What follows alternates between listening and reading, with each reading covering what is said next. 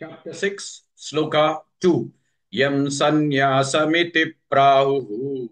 Yam sanyasamiti prahuhu. Yam sanyasamiti prahuhu. Yogantam vidhi pandava. Yogantam vidhi pandava. Yogantam vidhi pandava. Yam sanyasamiti prahuhu.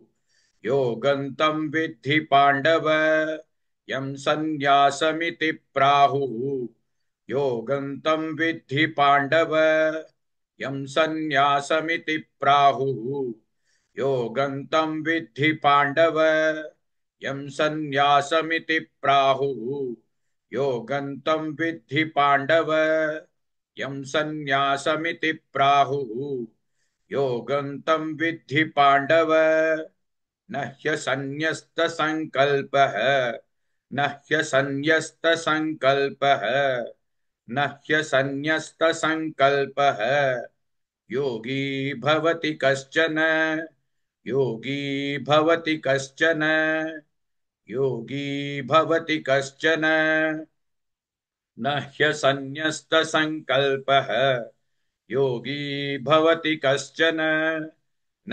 ह्यसन्न्यस्तसङ्कल्पः योगी भवति कश्चन न ह्यसन्न्यस्तसङ्कल्पः योगी भवति कश्चन न ह्यसन्न्यस्तसङ्कल्पः योगी भवति कश्चन न ह्यसन्न्यस्तसङ्कल्पः योगी भवति कश्चन यं सन्न्यासमिति प्राहुः योगन्तं विद्धि पाण्डव न ह्यसन्न्यस्तसङ्कल्पः योगी भवति कश्चन.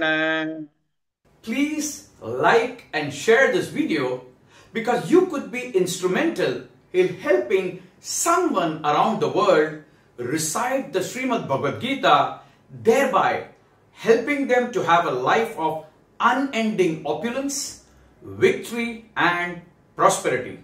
This is mentioned in chapter 18, sloka 78. Yes, don't forget to buy my book, Leadership Can Be Child's Play. Namaste.